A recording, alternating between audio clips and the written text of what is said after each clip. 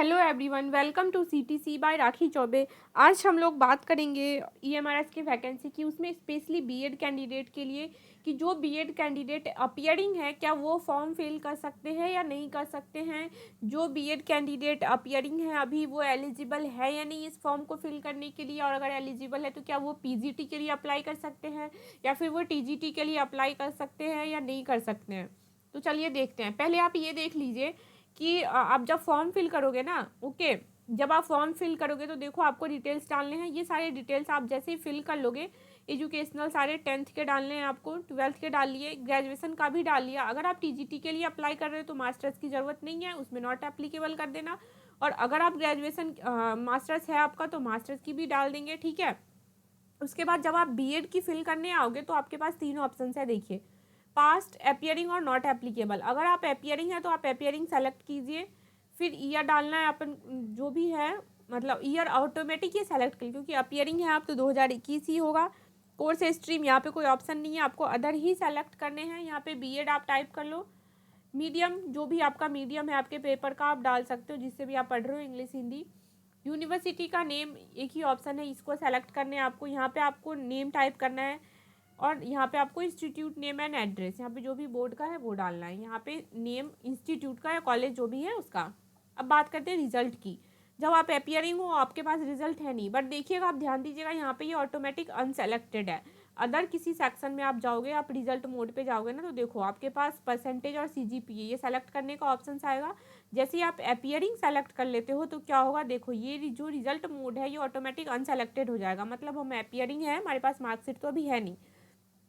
इससे ये बिल्कुल क्लियर है कि गवर्नमेंट ने हमें चांस दिया है, जो अपियरिंग है उनको चांस दिया गया है, वो फॉर्म फिल कर सकते हैं, वो एलिजिबल हैं। एक बात यहाँ से ये चीज़ क्लियर है कि जिनका बीएड अपियरिंग है वो फॉर्म फिल करने के लिए एलिजिबल है, पेपर में बैठने के लिए एलिजिबल है। मेरी बात को नोट कीजिएगा, वो फॉर्म फिल करने के लिए एलिजिबल हैं और एग्ज़ाम में बैठने के लिए एलिजिबल हैं।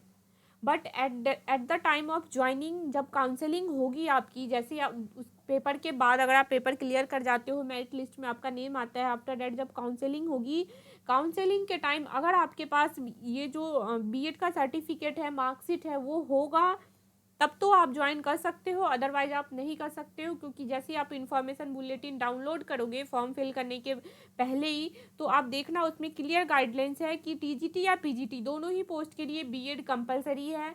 बस पीजीटी आईटी के लिए बीएड का छूट है, बीएड वहाँ पे ज़रूरी नहीं है। अदरवाइज आपको टीजीटी और पीजीटी किसी के भी अप्लाई कर रहे हो तो बीएड कंपलसरी है।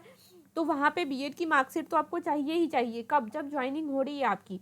बट गवर्नमेंट ने ये छूट दे रखा है कि आप एलिजिबल हो, आप फॉर्म में बैठो, सॉरी फॉर्म फिल करो, एग्जाम में बैठो, आप एग्जाम क्लियर करो, यहाँ तक आपको छूट मिली है कि अपियरिंग कैंडिडेट भी फिल कर सकते हैं।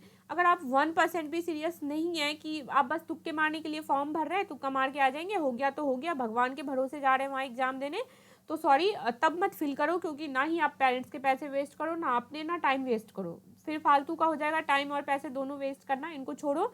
अगर आप बिल्कुल सीरियस हो, हार्ड वर्किंग हो, डेडिकेटेड हो, आपको बिल्कुल 1% भी चांस ऐसा लगता है ना कि आप एग्ज़ाम क्लियर कर लोगे, तो बेझिझक आप फॉर्म फिल करो, प्रिपरेशन स्टार्ट कर दो, don't waste your time, start your preparation, और फिर बस रिजल्ट आपके अच्छे आ जाएंगे। हाँ, इन केस अगर आप क्या करते हो, मान लो आपके मेरिट लिस्ट में नेम भी आ गए, एनी हाउ ऐसा कोई एक्सीडेंटल हो गया और आप बीएड के पेपर में नहीं बैठ पाए, तो उस टाइम क्या होगा, आपके पास बीएड की डिग्री नहीं होगी तो आप ज्वाइन नहीं कर सकते हो।